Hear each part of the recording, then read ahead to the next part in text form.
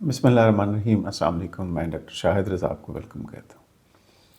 آج کا ٹاپک ہمارا ہے سلیکٹنگ ٹیسٹ فارمیٹ، یعنی ٹیسٹ بناتے ہوئے کوئی بھی ٹیچر جب ٹیسٹ کی پریپریشن کر رہا ہوتا ہے اس کو بنانے کے لیے، تو ٹیسٹ فارمیٹ کون سا سلیکٹ کرنا ہے اس کے بارے میں بات کریں گے۔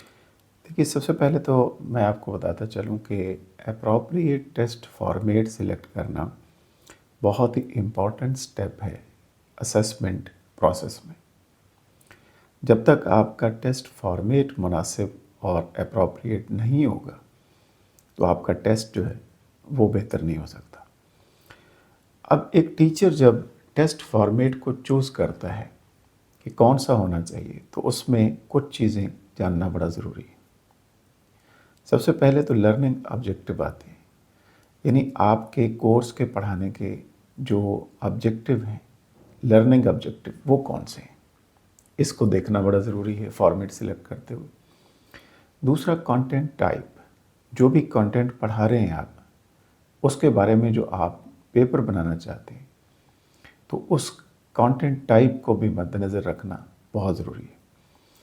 تیسرا، کوگنیٹو لیول کو مد نظر رکھنا بھی بہت ضروری ہے، یعنی بچوں کا انٹیلیجنس لیول کیا ہے، ان کی مینٹل ایبلٹی کیا ہے، ان کا کوگنیٹو لیول کیا ہے، یہ جاننا بھی بہت زیادہ ضروری ہے۔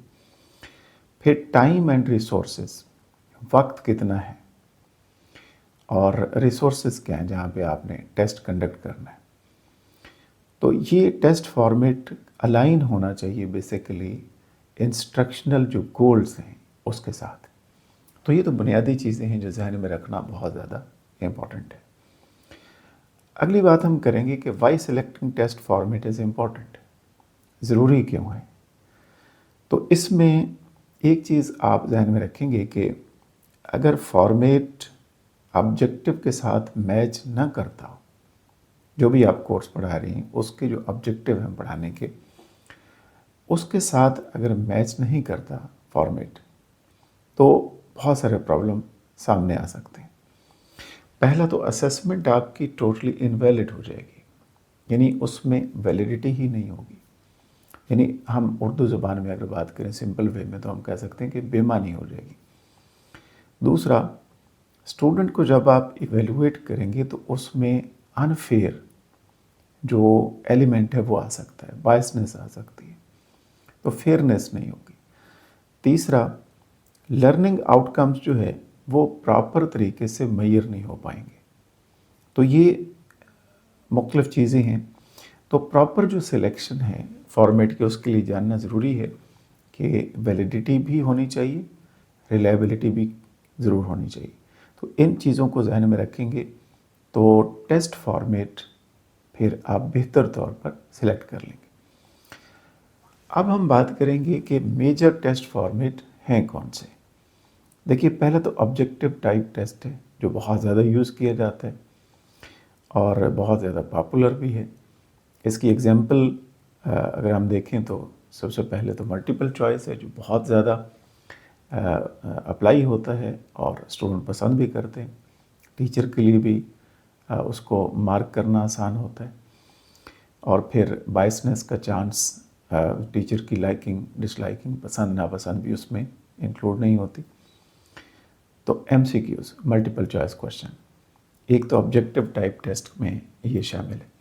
دوسرا، ٹرو فالس، صحیح غلط جو ہے، کریکٹ انکریکٹ کہہ لیں یا ٹرو فالس کہہ لیں، یہ بھی ہے۔ تیسرا، اس میں میچنگ آئٹم آتے ہیں کہ آپ نے دو کالم بنائے ہوئے ہیں، ایک پریمائزز ہے، ایک رسپانسز ہیں، اور دونوں کو میچ کیا جاتا ہے، یہ دیکھا جاتا ہے۔ اور پھر فل ان دی بلینک بھی اسی کیٹیگری میں شامل ہوتا ہے جسے آبجیکٹیو ٹائپ ٹیسٹ کہتے ہیں۔ اچھا، یہ جو آپ بنائیں گے یہ بیسٹ سوٹیبل ہوگا اگر آپ لارج کنٹینٹ کوریج کرتے ہیں، زیادہ کنٹینٹ کو پوچھنا چاہتے ہیں تو یہ فارمیٹ آپ اپلائی کر سکتے ہیں۔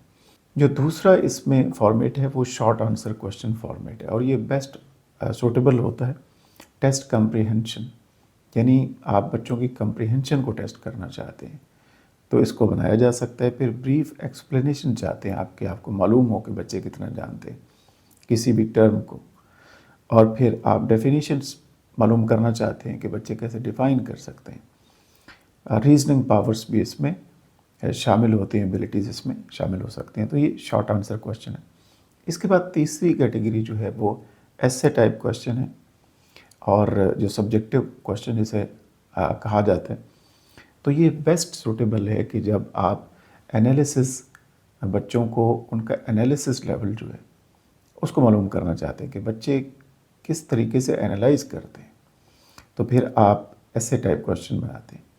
या इवैल्यूएशन करना चाहते हैं, जायज़ा लेना चाहते हैं डीपली जाके, या आप बच्चों की क्रिटिकल थिंकिंग एबिलिटीज़ और स्किल्स को मालूम करना चाहते हैं, तो फिर आप ऐसे टाइप क्वेश्चन को बनाते हैं। या फिर आप अगर ये चाहते हैं कि डिफरेंट आइडियाज़ को बच्चा किस तरीके से वेल ऑर्गेनाइज्ड फॉर्म में उसको लिखना जानता है, ये लिख सकता है, तो इसके लिए भी आप ऐसे टाइप क्वेश्चन जो है वो बनाते हैं। इसकी कुछ लिमिटेशंस हैं, जैसे ये टाइम कंज्यूमिंग होता है, इसके ऊपर वक्त बहुत ज़्यादा लगता है, बच्चों को टाइम देना पड़ता है। और फिर इसमें स्कोरिंग जो है वो भी ऑब्जेक्टिव नहीं होती, बल्कि इसमें सब्जेक्टिव स्कोरिंग का इसमें चांस रहता है। यानी जब आप चेक कर रहे होंगे एज ए रेटर, तो आप जब पेपर सामने होगा बच्चों का, तो उसमें ऐसे टाइप क्वेश्चन में सब्जेक्टिविटी आने का इसमें अंदेशा होता है, यानी टीचर की बायसनेस या पसंद नापसंद, तो ये इसमें शामिल हो सकती है। तो ओवरऑल अगर हम बात करें तो कौन से फैक्टर्स कंसीडर करने चाहिए जब आप टेस्ट फॉर्मेट को सिलेक्ट कर रहे हैं। तो पहला तो लर्निंग ऑब्जेक्टिव, जैसे शुरू में बात की थी, और ये आपको ब्लूम टेक्सोनोमी जो है उसको आप पढ़ें तो उसमें जो कॉग्निटिव लेवल है उसमें जो स्टेप्स हैं उसके मुताबिक आप इसमें देख सकते हैं। दूसरा नेचर ऑफ कंटेंट, जैसे हमने पहले बात की, स्टूडेंट का लेवल है, मेंटल लेवल है, और फिर अवेलेबल टाइम है, फिर क्लास साइज़ है, और उसके साथ स्कोरिंग प्रैक्टिकलिटी है। ये चीज़ें अगर आप जहन में रखते हैं और अकॉर्डिंगली फिर आप फॉर्मेट सिलेक्ट करते हैं टेस्ट का, तो बेस्ट टेस्ट फॉर्मेट आप बना सकते हैं, और फिर उसके ज़रिए बच्चों से इन्फॉर्मेशन जो भी आपको चाहिए या इवैल्यूएशन जिस तरह की करना चाहते हैं वो आप कर सकते हैं। Thank you so much for watching. फिर इंशाल्लाह बात करेंगे। अपना ख्याल रखिएगा। अल्लाह हाफ़िज़।